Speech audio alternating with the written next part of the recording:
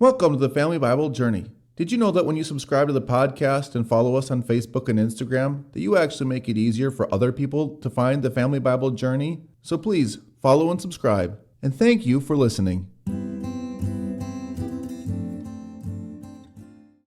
This is episode 170, season 1 of the Family Bible Journey Old Testament podcast. Today we're looking at 1 Samuel chapters 25 and 26. The title of today's podcast is Mercy Upon Mercy. And our key verses for today are chapter 26, verses 7 to 12, where we read, So David and Abishai went to the army by night, and there lay Saul sleeping within the encampment, with his spear stuck in the ground at his head, and Abner and the army lay around him. Then said Abishai to David, God has given your enemy into your hand this day. Now please, let me pin him to the earth with one stroke of the spear, and I will not strike him twice. But David said to Abishai, Do not destroy him, for who can put out his hand against the Lord's anointed and be guiltless? And David said, As the Lord lives, the Lord will strike him, or his day will come to die, or he will go down into battle and perish. The Lord forbid that I should put out my hand against the Lord's anointed. But take now the spear that is at his head and the jar of water, and let us go. So David took the spear and the jar of water from Saul's head, and they went away. No man saw it or knew it, nor did any awake, for they were all asleep, because a deep sleep from the Lord had fallen upon them. This is the word of the Lord. Today we're going to see two different episodes where David is going to show mercy to his enemies. The first in chapter 25. But before we see these two episodes, there is one verse, chapter 25, verse 1, that tells us that the prophet Samuel died. It says, Now Samuel died, and all Israel assembled and mourned for him, and they buried him in his house at Ramah. So when Samuel dies, he dies as a priest, but also as a last judge of Israel. So at this point, with the death of Samuel, the era of the judges is fully done.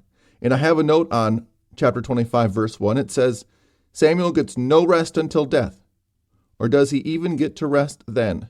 We'll talk about that here in a few episodes. But Samuel, like many faithful servants of the Lord, never really got to rest. He thought he was done when he anointed King Saul. And then he thought he was done again when he anointed David to be the king of Israel.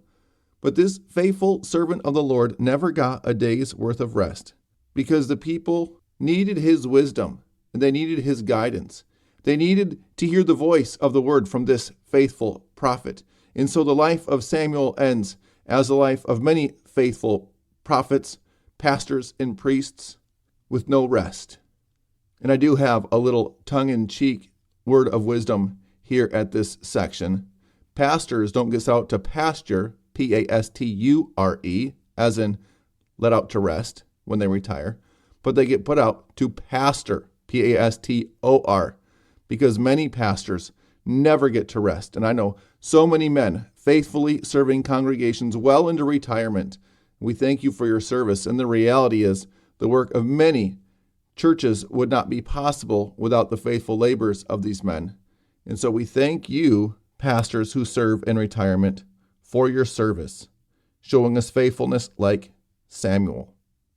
Now, these two events of mercy, or these two episodes of mercy, we see that David had been good to the shepherds of a man named Nabal who lived up in Carmel. While they were out in the field with him, David's men had provided them protection and not taken from them. And so David went and asked for a little bit of wool in return for his providing them safety and security while they were out pasturing their sheep. And when Nabal refused, David, in a fury, prepares the men of war to go out and attack this man and to destroy his livelihood. But Nabal's wife, a woman named Abigail, who we are told is both wise and beautiful, intercedes for her family and turns David's anger back. I have read Cairo on chapter 25, verse 4, where Abigail is a type of Christ by interceding for her family. And Nabal, for his part, a wrath and an angry and an unwise man, when he hears that Abigail had essentially paid off David We are told that his heart died within him. I think that he had a heart attack, maybe out of fear of David and his troops, and that he dies. And when he dies, David is going to take this wise and beautiful woman to be his own wife. And we see at the tail end of chapter 25 that David at this point in his life has taken 3 women to be his wives. And even though David is in many ways faithful, he is a king, he is a prophet, he is a poet, the women are certainly a weakness in his life.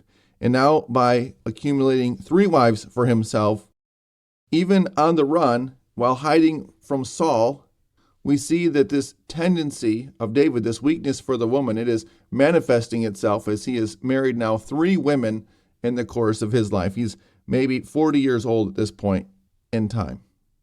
And not only are women going to be a snare and a trap for David, but also for his sons who are going to follow him as kings of Israel. And then in chapter 26, we see that David is going to spare Saul a second time.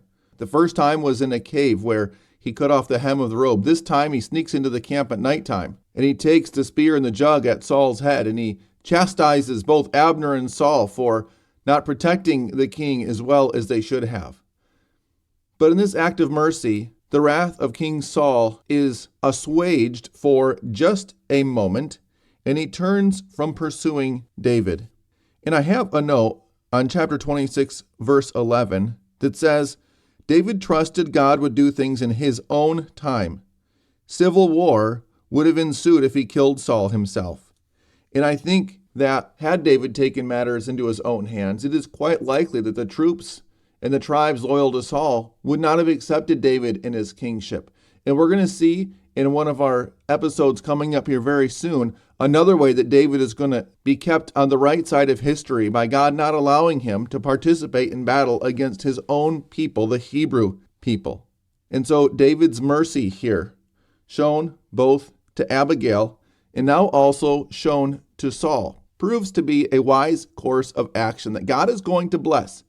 Even though David at this point in time has been running from Saul and really running for his life for over a decade, David's patience and mercy are wisdom at work, giving God a chance to work and accomplish his purposes in the time in a way that he knows is best.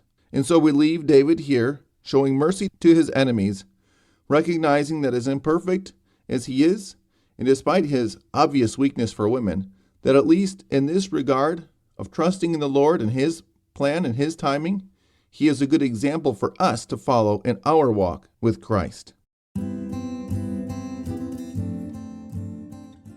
If you want to get in touch with us, the best way is through the contact form on our website at familybiblejourney.com. We love hearing from our listeners. Our blessing for today. When civil authority proves unfaithful and unjust, may you walk in integrity and truth and persist in righteousness. Amen.